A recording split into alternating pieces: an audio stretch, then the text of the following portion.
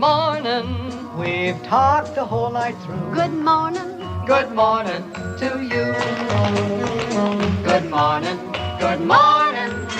It's great to stay up late. Good morning. Good morning to you.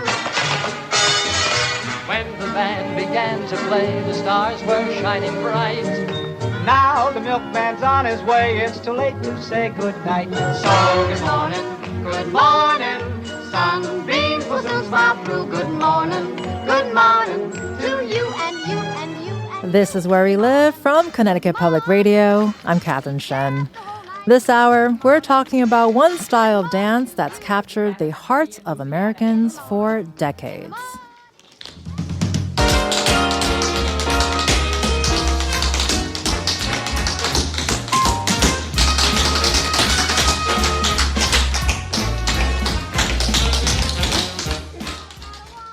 That's right.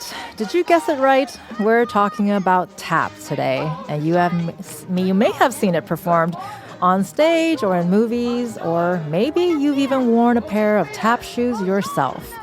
Later, we'll hear from a local dance coach who's leading teams of young tappers in competitions on the global stage. But first, we're diving into the history of tap and looking at how choreographers and dancers across the stage are keeping the tapping tradition alive today. Joining me now is Professor Kevin Ramsey, who's a chair of the theater division at the University of Hartford. Kevin, thank you so much for joining us today. Thank you, Catherine, for having me this morning. And also with us is Associate Professor of Dance and Music Theater, also from the University of Hartford, Ralph Perkins. Ralph, good to have you here today. Good morning. Thank you for having me. And of course, Katie Kavanaugh, who's the founder of the CT Tap Collaborative. Katie, thanks for being with us today. Hi, thanks for having us. So hopefully everyone has woken up from all the tapping. We would love to know if you're a lover of tap. So listeners, tell us why you love tap. Give us a call, 888-720-9677, or find us on Facebook and Twitter at Where We Live. So Katie, I want to start with you this morning. You know, something that each of our guests today have in common is a love for tap, which is why you're here. What was it about tap that really drew you in? For me, I think it was just the rhythmic aspect of it. I never grew up taking ballet. It was only tap and jazz. So out of those two, it was definitely tap, number one choice for me.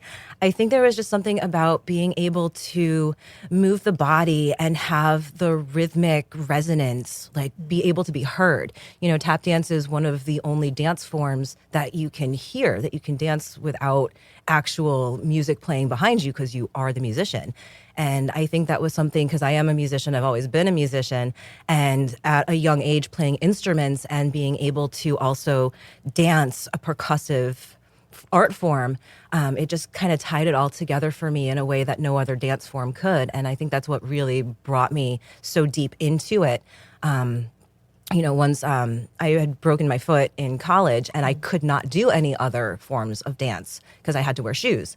So another reason why I love tap so much is because you can dance tap no matter what kind of body you have. Like I've had to dance from a chair before and you can still do it. So I think it's just such an inclusive form of art, form of dance that anybody really can do. And I think that's something that really brought me into it more so than any other form. Well, and I don't think I really made that connection until this moment where tap dancing, you're dancing and creating music at the same time. So is that really unique, I would say? Yeah, again, like no other dance form really is structured the way that tap is. And being a musician, I teach it from a music theory standpoint. So, we talk about quarter notes, eighth notes, and the three and a break, and being able to teach, our students of how to create music through improvisation and using these building blocks, again, is something that you don't get in any other dance form. Well, we definitely want to get into more of that later. But Ralph, I also want to ask, do you remember the first time you put on a pair of tap shoes, and what did that feel like? Wow. It was funny. The first, I had already kind of learned some tap before I even put on tap shoes. So my mom taught dance before I was born, and then when I was a child, literally in the kitchen, she would teach me like time steps and things like that. She would just say, and I would just pick them up and do them. And then, when I was about 11 years old, 10, 11 years old, I put on my first pair of tap shoes, and it was, that was it. I'd already been kind of sitting over in the corner mimicking and doing what the girls were doing and all that stuff. And that was the kind of the only boy around kind of thing. And then the teacher walks over and says, "You want to take tap?" And I went, "Sure," like that. And she says, "Just buy your shoes." She gave me the lessons for free. And I remember my tap shoes cost $24. Now my tap shoes are almost $400. Wow. It's like a little difference in time. That's a different kind of glow up, I feel like, Right. with your shoes. And I think a lot of us, when we think about dancing, especially, thinking about exposure, a lot of us have probably watched it on stage or watch a film version of the stage in movies. And you start, at least for me, I'm tapping, I'm dancing, but it didn't go further than just me enjoying it in my little private space with no audience and just myself. Kevin, what about you in terms of what was the moment? Do you remember the moment where you fell in love with tap and took it further? Yeah, I grew up in New Orleans. I'm from New Orleans, and so music and culture and dance is such a part of the community. And I was a young kid, and we used to take Coke bottle caps and nail them to our shoes and just start doing something that was called buck dance. And it wasn't really tap dance. It's just kind of making this noise with your feet. My dad did that. Yeah, right. He just buck dance, Yeah. right? And then around the same time, there was a TV show called The Dick Cavett Show. And I'm watching this television show, and these 8 African-American male dancers come on stage who happen to be the copacetics. And we're talking the greats of Honey Coles, Charles Cookie Cook, Ernest Brown, Face Roberts, Ernest Bubba Gaines. And I was mesmerized. And I remember keenly saying to myself, I'm going to meet those guys one day. And this was before I even was interested in theater, right? It was just something about what these men were doing and the kind of class that they had and the dignity in which they were bringing to dance. But what they were doing with their feet was mesmerizing. And I'm like, I want to do that. And I didn't even know it had you could go study it. I didn't know there was training. Fast forward, I'm in junior high school, and a friend of mine's mother had a dance studio. And she said, we're looking for somebody to play the Tin Man in The Wiz. And in the Wiz version, he tap dances. So that's when I got my first pair of white shoes, tap shoes. And I brought them to New York City. And by the time I got to New York City, they were all beaten up and falling apart. But it was that love of seeing these men, the copacetics, that changed the trajectory of how I started thinking about dance. Wait, do you want your tap shoes to be beaten up, or do you want like brand new ones? I feel like there's an aesthetic to this. Oh no, they need to be broken in. Yeah, they definitely need to be broken in. And some of them take a year or more to get broken. Oh yeah, Wow. yeah. Miller and Ben. Some of them are Yeah. Some of the like 360s. Yeah. You want them to feel like they are woven into your foot, right? That they're like a glove. Yeah. Right. Well, and then clearly different kinds of shoes, different kind of moments. Katie, or tell us about the different styles of tap. What are they, and or do you have any favorites? Oh, I mean, how far back do you want me to go? We've got some time. My knowledge it starts around like the 20s era, the vaudeville type dancing.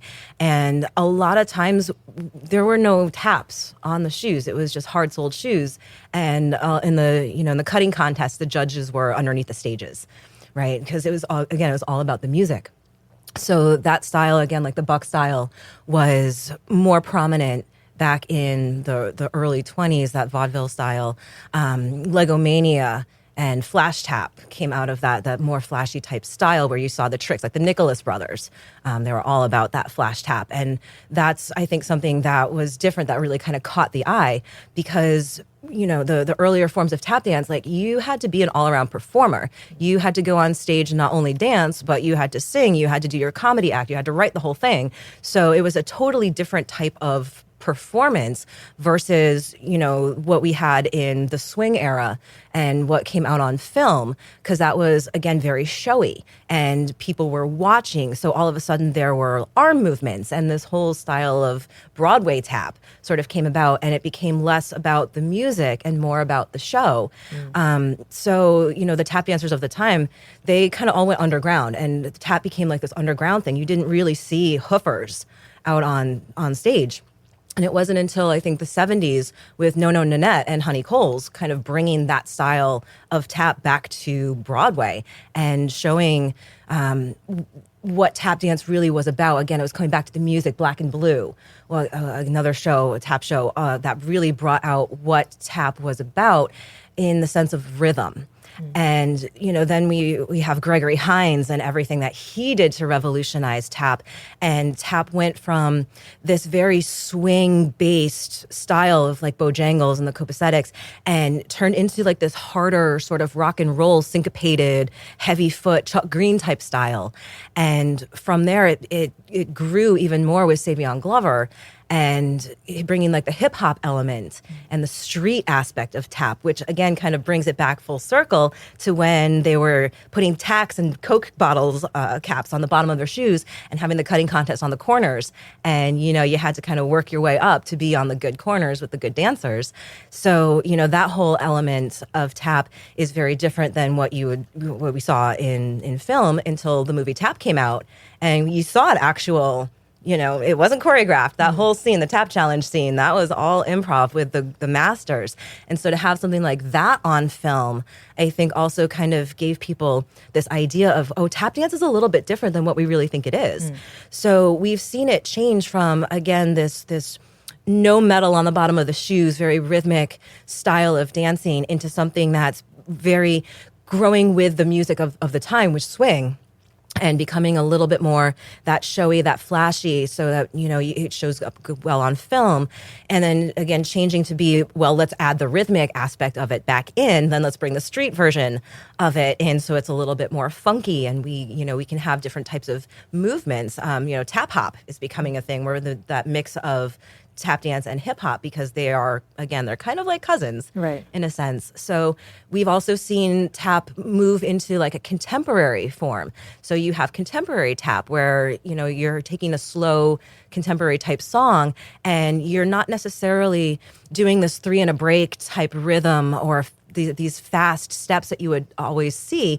It's more of like this bebop type style of, it just kind of goes, and it might not have a rhyme or reason to it, but it fits with the music in that expressive way.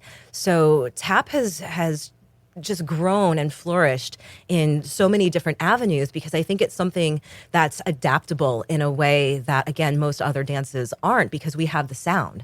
So we can express in so many different ways based on how we're hitting the stage, what type of music we're using, if we are using music, and the structure of our performance piece.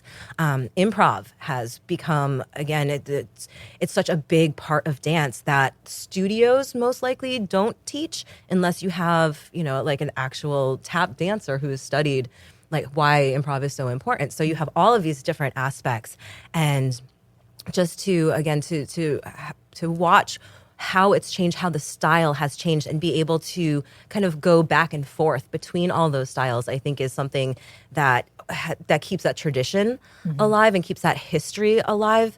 Because without one, we wouldn't have the other. Without the Buck style, we wouldn't have what Gregory did. Right. So, having that rich history in all of those different styles and being able to save the choreography from as many different styles as we can, I think is, again, something that gives tap such its richness. It's the richness of the tradition. It's the richness of the history. It's the richness of the whole entire experience. Well, I think it's amazing how they're all so interconnected. Like you said, you can't have one without the other. And there's so much history behind this. And like many things, something that you thought you knew, maybe you're familiar with, actually has so much more in the background. And then you mentioned Gregory Hines earlier. So a while back, Maurice Hines appeared on a Connecticut public television show called The Kate.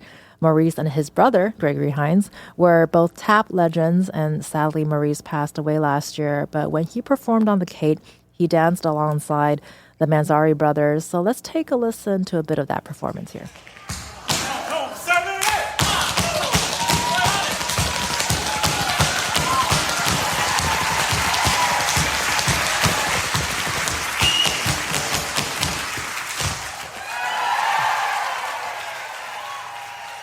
So, Ralph, as you were listening to that, what did you think about those rhythms and sounds? I feel like they're so crisp. Oh yeah. That's everything in tap is the crispness and the crispness. Excuse me, my lips are not moving great this morning. And the clarity. I teach a lot of students in a lot of different levels, and I talk to them about the space off the floor is just as important as the tap hitting the floor, because if you don't have the silence, you don't have the clarity of the sound when it happens. There are many different styles of tapping of how the tap works to the floor, and you got to kind of work all those styles in a mixture together of what they need to do. There's weight displacements. There's times when you have to leave the floor or basically pull out of the floor, but your tap doesn't leave the floor, so your tap can move along the floor. And so that's what creates all the different nuances that you hear in the rhythmic patterns. Well, it's amazing. It sounds like some physics. Oh yeah, all dance is physics. I mean, it literally is. It's physics of the human body. That's kinesiology. Right. And I'm very big. Well, I teach more of a Broadway show tap style with rhythm mixed in. Because you have to have them all. But I teach soft shoe, clogging.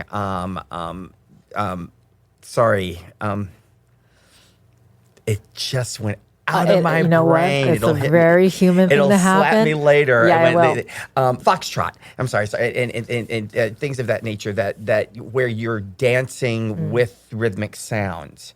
So because I do a lot of Broadway musicals and shows and things of that nature, and so I or Broadway style, and so with that you have to have, formation changes. You have people have to move. You have to do things. You have to have a tap duet. You have to have this couple's going to do a soft shoe in this number, things like that.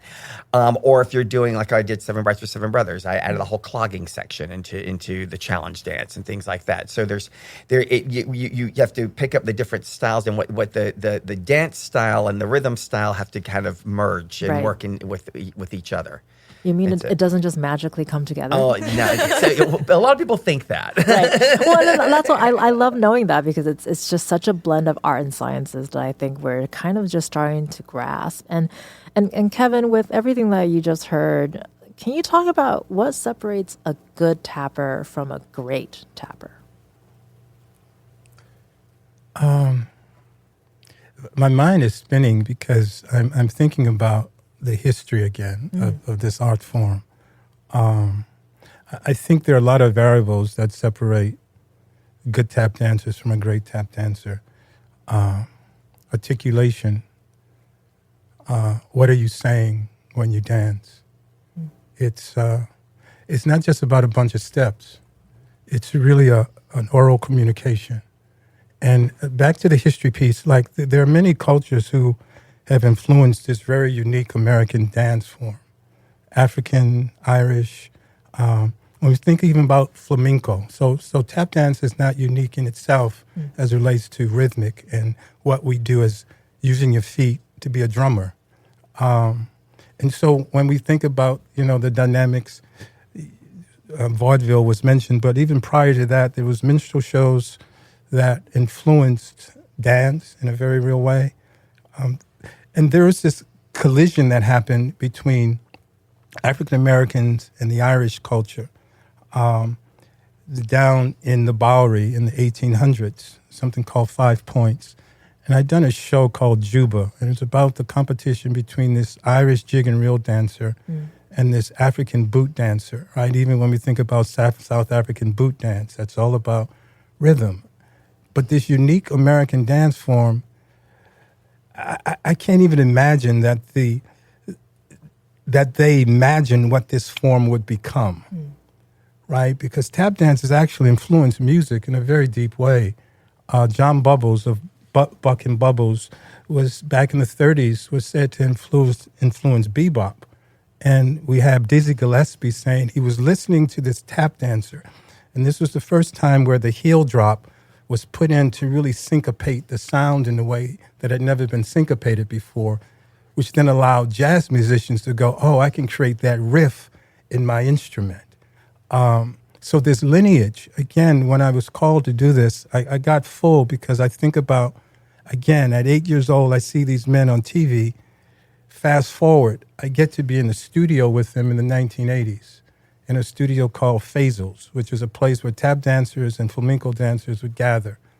So what makes great tap dancers is those who get into a room and continue to practice their craft, right? Because after you get all the flaps and the shuffles, a step is a step is a step is a step is a step. What do you do with that step, right? And how do you begin to communicate? I remember many mentors would talk about it's like the heartbeat, right? That's where it starts, right? That's that kind of connection to yourself, connection to nature. And so I'm just happy that we continue to celebrate tap dance in all of its influences. Well, and I was going to ask you if you had a moment where you felt like the performance is from the heart, but I feel like maybe your own heart when you're performing. Yeah, again, I watch Ralph's work, who is a brilliant teacher, brilliant choreographer, and I think he's always stressing the students, it's more than the step. And I remember some of my mentors would talk about, how do you get your work to resonate beyond the footlights? How do you hit the back wall of a 2,000-seat theater? And what is the story you're telling inside of these steps, right? And I think, as been said, tap dance is unique because it's not just the body, it's also what's happening with your feet in connection to the earth and the ground. I just want to dovetail off that. I have people that come and see shows and where we have big tap numbers and a lot of people tapping things. And it was like, and people get so excited, and that connection is hearing rhythmic patterns does connect to your heartbeat, and so that's what it. And if you're sitting in an audience during a tap show, and especially a live one, right. then it's the energy from the rhythmic patterns, I think, connects to us deeper than we think, right. because you literally, audiences get excited during tap shows when it's a really great number that's happening, and it's and all cogs are working, right. When I think that you can't help but start tapping, right? Even if you're not a dancer. I mean, we're not listening to anything right now, but just hearing your stories and your experiences, I'm here like I can't stop moving, which is not a great thing here, but hey, this is what we're going to do today. And so for our listeners, you're listening to dancers, choreographers, and instructors, Kevin Ramsey, Ralph Perkins, and Katie Kavanaugh, who are talking about the art of tap dance, and we will be continuing this conversation.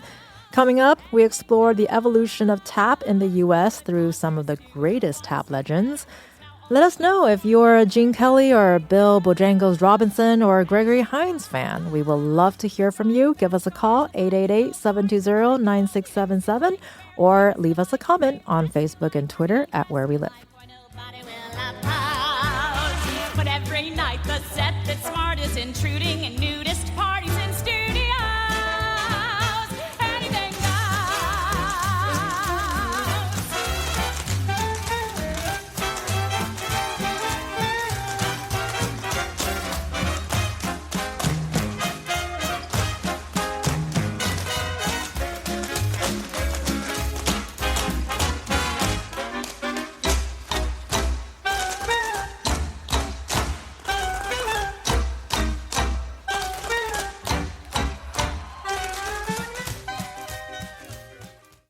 This is Where We Live from Connecticut Public Radio. I'm Catherine Shen. This hour, we're putting on our tap shoes and shuffling our way through the history of tap dance in the U.S. With me now is Ralph Perkins, who's an associate professor of dance and music theater at the University of Hartford, Kevin Ramsey, who's a chair of the theater division at the University of Hartford, and Katie Kavanaugh, who is the founder of CT Tap Collaborative. So I want to jump straight to this. Kevin, earlier, Bill Bojangles Robinson was mentioned. He is one of the most notable tappers throughout time, rose to popularity during the first half of the 20th century, Can you tell us who was Bill Robinson and what mark did he leave on the tap legacy?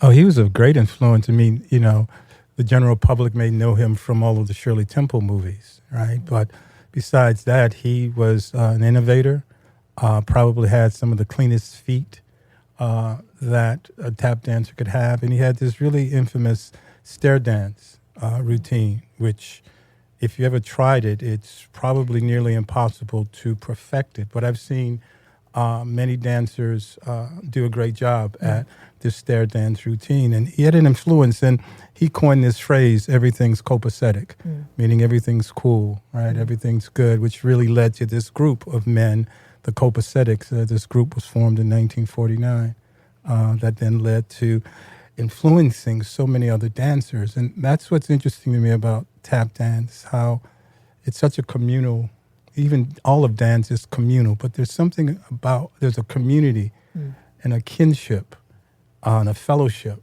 of exchanging and passing on not just steps, but life, right? I've learned so much from my mentors that had nothing to do with dance, that had everything to do, how are we interpreting this dance? They would show you a step, I'm going to show you 8 bars. When you come back, don't do it like me, but make sure you do the steps, but don't interpret it like I'm interpreting it, right? So there's great freedom in how tap dancers are allowed to communicate, which leads to improv, which is a whole nother state of being. Right. When you can take these steps and then in the moment begin to create musicality and music just from, again, a flap will always be a flap, a shuffle will always be a shuffle. But how are we interpreting these steps? So he was great influence. I'm just having images of myself falling off the stairs. So if I ever made an attempt. Well, and Kevin, earlier you mentioned minstrel shows because that's where Bill Robinson's career began. Can you explain what are minstrel shows and how he had to navigate some of the racist structures during his career? Well, I know Bill Robinson was involved in the vaudeville period. I'm not familiar with the history of him being involved in minstrel shows because minstrel shows is the blackening of the face that mostly white performers did. As a mocking of black life. And so, minstrels has a really interesting history in this country of what it was. Minstrels came and then that led to the vaudeville shows. So I was not aware that Bill Robinson was part of the minstreling cycle because he doesn't seem to be a man who would put on blackface. Sure. And so I know Burt Williams and George Walker were part of the minstrel cycle. But I know during that period, again, you had these performers who were multi-talented, as Katie was saying. They weren't just tap dancers. They sang, they danced, they did acrobatics. They were just all-around entertainers, right? And so I'm always wanting to make sure that as we talk about the history of them, that we're celebrating the men and women who were the trailblazers, whose shoulders we stand on in a very real way. I know I do, and so I'm always looking to celebrate them. Well, and Bill Robinson made a big impression on many up-and-coming tap artists, including someone who some of our listeners who may know from this clip.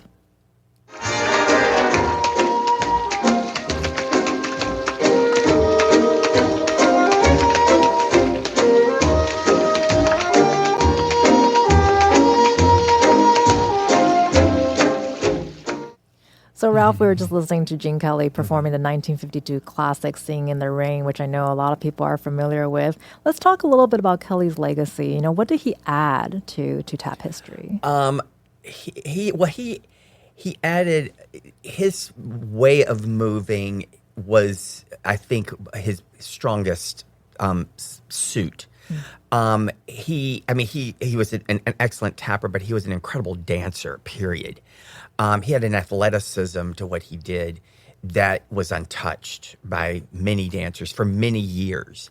I mean, the man could leap and jump and land and drop to the floor and get up. I mean, he was like a ballet dancer who could tap and he could do jazz. He could do everything, and he was like an all-around dancer in that sense. And and he brought, like I said, he brought an athleticism to the dance form with over the tops and a lot of the aerial stunts and things like that he, and I don't think he necessarily created them. Some he did, Sure. but he took them and stylized them, and that's what we know so well because of what I call the Golden Age movies, and. Which, I mean, but not only him, but there were so many other stars in that era. We were just talking about Eleanor Powell, of course, Fred Astaire, Gene Kelly as well, Ann Miller, Donald O'Connor, yeah. Debbie Reynolds. I mean, all of them. They brought their own little piece of the to what they did and how their styles worked. But they were kind of like the full entertainer, the full packages of they did everything. But Gene, to me, I don't think he necessarily advanced rhythm so much as more style.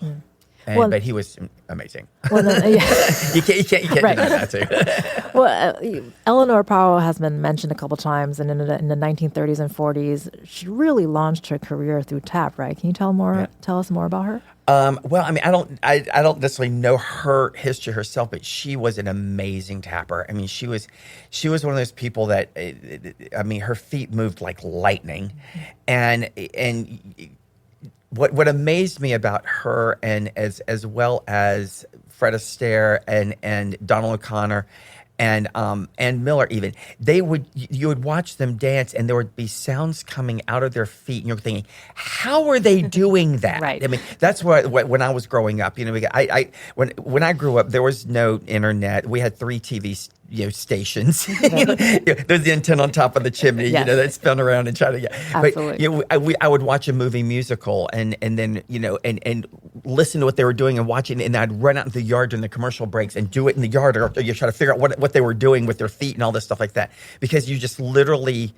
We didn't have the means of education that we have now. We have the internet that has everything on it. I mean, which is it's a terrific for that. Well, and clearly we can talk about great tappers throughout time forever. But Katie, I wanna home in on one more before we go to break. Earlier, you mentioned Savion Glover, who was a student of Gregory Hines, who we mentioned earlier as well. And Glover had a very unique style. I think you touched a little bit about earlier. We'd love for you to get deeper on that. But before we do, let's listen to a quick clip of his tapping.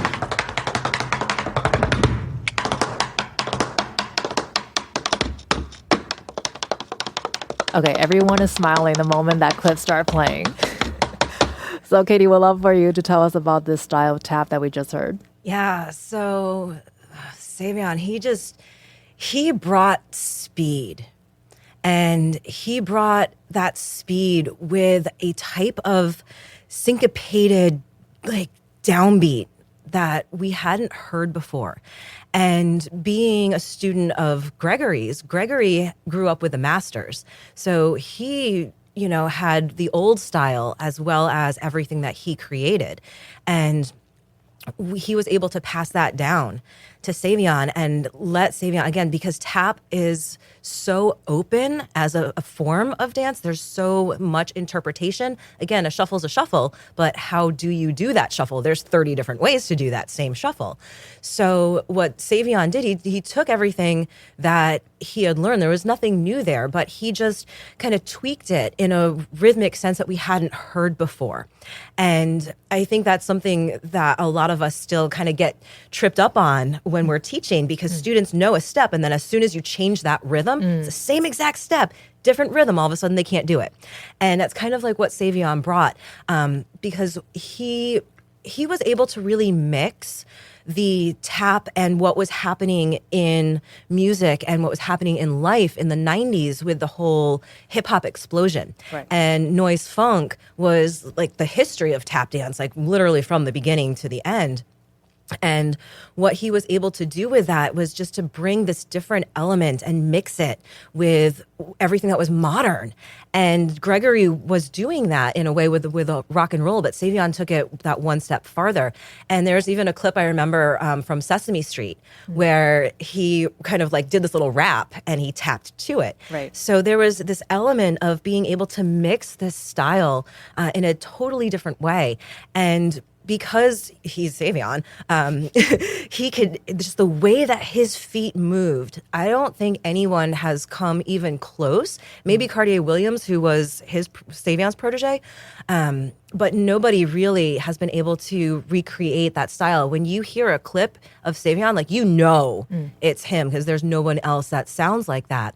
And just the way that he was able to put in these like little rhythmic punches into something that was, you know, kind of, I don't want to say like a mundane paddle and roll 16th note, but that's basically what it was. And just those accents and the way that he danced, it wasn't showy. He was always kind of bent over. He's this big, tall dude. And he just kind of like hovers over himself because he's so into what he's doing. And that just, for whatever reason, like if you were watching most people and they're all, you know, kind of hovered over like that, you wouldn't want to watch them. But with Savion, there's something about you, he just draws you in. And like, you feel like he's creating this little bubble around himself in this rhythm, and it's all about his feet. And so you're just immediately drawn to his feet, and no matter what he does, you connect with it on such a different way. And I think that, you know, we were talking about the heartbeat earlier and how just anything with tap sort of just connects you. And I think it brings you to a place where you are just in that primordial sort of rhythm, that ancestral place where we don't get brought very often through dance, except for these rhythmic type of dances. And so I think it was kind of like Savion kind of connecting us to that new line of ancestors. And, you know, everything that he had learned and he had taken, like, you rarely see Savion swing. But when you do, you know it's a nod to the masters. And you can tell through some of his steps who he stole them from. Just like Gregory, you could tell who he stole his steps from. And it's no secret. Like, we steal steps. There's nothing new. And we take those steps and we make them our own. So Savion having this incredible range of teachers, of also growing up with the masters, he took all of their steps and turned them into something that was so new, was so different, was so innovative, that I think that was what was able to lead tap to what it is now. You know, with Jason Samuel Smith and what he did, he had that heavier, hard-hitting, fast style as well. You look at Chloe and Maud, they're kind of along that same line. Io, she studied with him. She's got that same sort of style, and you watch her dance, and you're like, yeah, you definitely Savion's student. So yeah, he brings this clarity, as we were talking about before, to the speed. Well, and so we've gone from the 20s up until present and talk about nodding to the masters and continuing on the history with the present. I want to end with Kevin here to talk about really quickly about a minute here. Why is it important for tappers today to acknowledge that there's all this history behind us while trailblazing ahead? It's interesting that, you know, again, we all come from some place, and we've all been impacted by something that happened before us. And I think there sometimes can be a disconnect that what may be experienced today is new.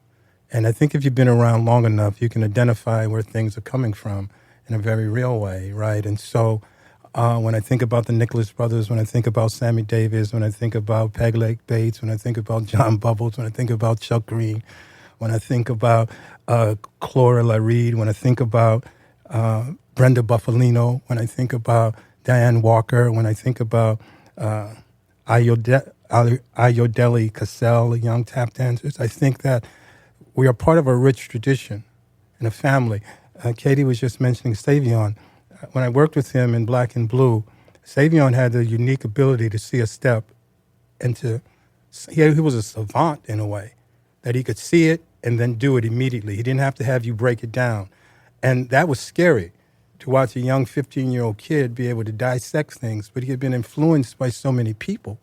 The Jimmy Slide, I can't forget Jimmy Slide. There have been so many influencers in this world, right? And I think it's a very unique American art form that builds community in a very real way.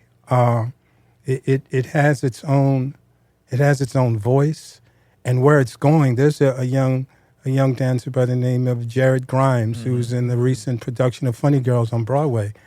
The stuff this young man is doing with his feet is pretty much off. Again, Savion, there's been generational talents, right? Every generation is ushering in new ideas based on old forms. And that is the job of a new generation, is to move it forward. And so I'm excited to see the hands that tap dance is living in right now. We have Katie here who's doing her work here in Connecticut. Ralph is mentoring and continuing to teach dancers. And I miss the art form, right, as a practitioner. And I'm not as involved because of an injury I sustained, but my shoes still sit in my office. I had them on a couple of months ago. And the love of dance is, I also think tap dance is therapeutic. There's something very therapeutic about getting in a room by yourself, with yourself, and being able to make music. So I hope your listeners can use YouTube to go, if you don't know some of these folks, go look them up. Right? Go check them out.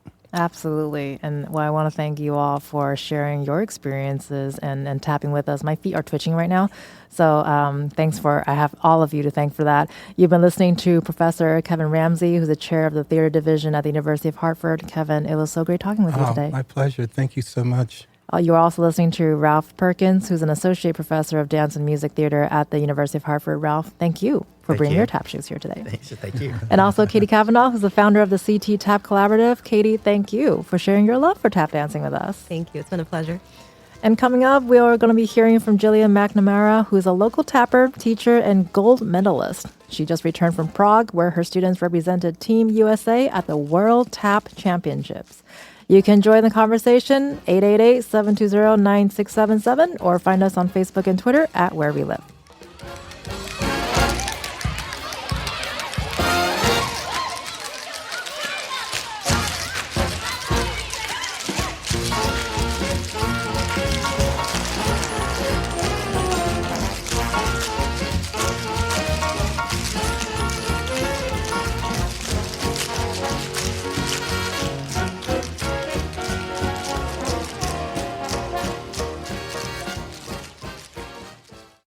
This is Where We Live from Connecticut Public Radio. I'm Catherine Shen. This hour, we've been talking about tap dance, its history, and its enduring legacy. Now I'm joined by Jillian McNamara, who is a gold medal winning coach of Team USA in the World Tap Dance Championships. Jillian and her team just recently returned from the competition in Prague. Jillian is also the founder of the American Dance Collaborative. Jillian, thank you so much for joining us today. Hi, thank you so much for having me. So you've been listening to the conversation. Anything jump out to you that you would like to share with us? I mean, everything that they were saying was just so spot on and so insightful. And I really appreciate them sharing that, tap is still alive and the evolution is continuing and ongoing. The things that these dancers are doing is truly incredible and truly amazing. And I couldn't agree more with everything that they were saying. Well, and as like you just said, I think it's incredible that we have such a huge tapping community here in Connecticut and obviously around the world. And Jillian, you're a coach, but you yourself once competed in the World Tap Dance Championships yourself, right? How old were you when you first started doing that? I was 11 when I first went to the World Tap Championships. So that was back in 2011. And then I had competed there for 7 more years and earned 4 gold medals myself in the solo category, as well as 2 gold medals in the group dance category, and several other silver medals and bronze medals. And just going to this competition in general ties into everything that they were saying about the tap dance community, but on a much larger scale of the whole world. Like we have the community in Connecticut and then of course in the United States, but now as well, just to see the community in a global aspect is like unreal. It is absolutely the best part of going there, the best part of traveling overseas. Just the love of tap dance in the competition, seeing the different styles, the different genre. But as I think it was Katie was saying before, how there's like tap hop and the more jazz style and the more swing style. And each country has their own preference on which ones they prefer to do. The contemporary tap. It's really incredible to see, and that's been my favorite part over all these years about going to these championships. Well, I think it's incredible how they all kind of meld and watching different cultures come together and tap. I'm imagining it's a very beautiful thing to witness. And you were there with your team and just got back from the championships in Prague. Who did you bring over there to compete, and how did it go? Oh, we had 72 dancers from all over like the tri-state area, Connecticut, New York, New Jersey, and then we even had a dancer from Indiana come in, and it went incredible. We brought home 3 gold medals, 2 silver medals, and 2 bronze medals as well. Well, it's quite the tapping achievement, I think, and we've got about we have a couple minutes here, but I do want to talk about this hour. We've been discussing, decades of tap dance history and how it's changed significantly over time. How do your young students approach tap these days? I mean, it kind of just is, it's a little bit different from the younger kids to the older kids. Of course, the children were doing a little bit more of the upbeat style, the upbeat jazz, swing style even. And then when we get to the older kids, there's often a preference of the contemporary tap to the more like lyrical aspect of it, where they can really show their emotion and tell their story through their dancing. And it's really just preference of the student, of the choreographer as well. And we kind of like to dabble in it all, all of sometimes the more tap hop of it. But we kind of do it all. Yeah. As you do. I think that's the way to go. And for you personally, we've been talking a lot about history behind the art form and everything that from the past to today. But we also talk a lot about joy. What is it about tap that specifically brings you so much joy? I mean, it's the rhythms, the fact that you can create music while also dancing. That's something that you don't get in any other style of dance. So you're musically creating these rhythms to go with the music that you're tapping to, or no music at all, and still using your body and telling your story and performing all in one. I think that's truly the part that I love the most. Well, I kind of like that you went there, because that's how we started the show, and that's kind of where we're ending it. A little full circle moment here. We got about 30 seconds here, but I want to ask, what do you hope our listeners get away from this conversation today? That tap dance is very much still alive and thriving, and that, there's so many incredible dancers out there. Like, I think it was Kevin was saying before that, go look it up on YouTube. Go watch these dancers, Savion Glover, Michelle Dorrance, Ayodele, even the Gregory Hines videos, Bill Bojangles. Go watch it. Like, we're still up and running. And it's get involved, get a pair of tap shoes, or just watch if you want to go see a show. That's definitely what I think the biggest takeaway is. Well, thank you so much for sharing that with us. You've been listening to Jillian McNamara, who is a gold medal winning coach of Team USA, a group of young dancers who recently competed in the World Tap Dance Championships. Jillian, thank you so much for sharing your story with us today. Thank you so much for having me. I'm Catherine Shen. Today's show is produced by Chloe Nguyen. Our technical producer is Dylan Reyes. Download Where We Live anytime on your favorite podcast app. And thank you so much for listening, and happy tapping, everyone.